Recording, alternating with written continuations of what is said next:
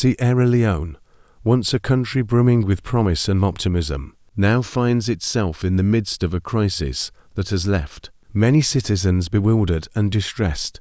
A series of catastrophic events in recent months have shaken the nation, raising urgent concerns about the effectiveness of institutions charged with ensuring public safety and consumer protection. The situation is rapidly becoming untenable, and citizens are left questioning how things have deteriorated so drastically in such a short period. One of the most troubling developments in recent times has been the alarming frequency of building collapses. This issue has led to widespread outcry, with many questioning the accountability of key institutions like the Sierra Leone Standards Bureau and the Ministry of Trade, which are supposed to ensure the quality of imported goods, including building materials. Many argue that these institutions should bear the primary responsibility for these tragedies. The Sierra Leone Standards Bureau, in particular, has come under intense scrutiny, tasked with ensuring that all imported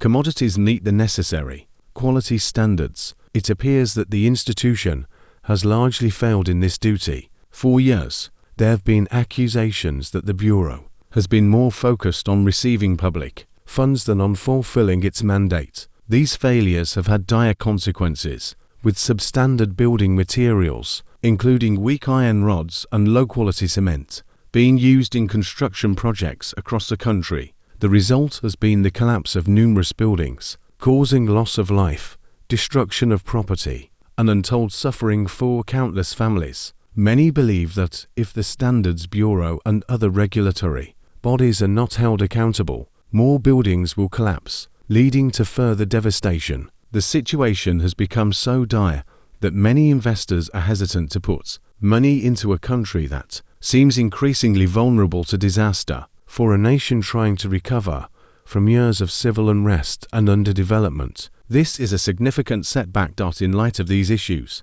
key figures in the country's political landscape have begun speaking out. Opposition Chief Whip Hun Abdul Karim Kamara has been particularly vocal in his criticism of the government's handling of the crisis. He has pointed out that during the enactment of the Financial Bill of 2023, opposition members raised concerns about the heavy taxes being imposed on imported commodities, specifically rice and cement.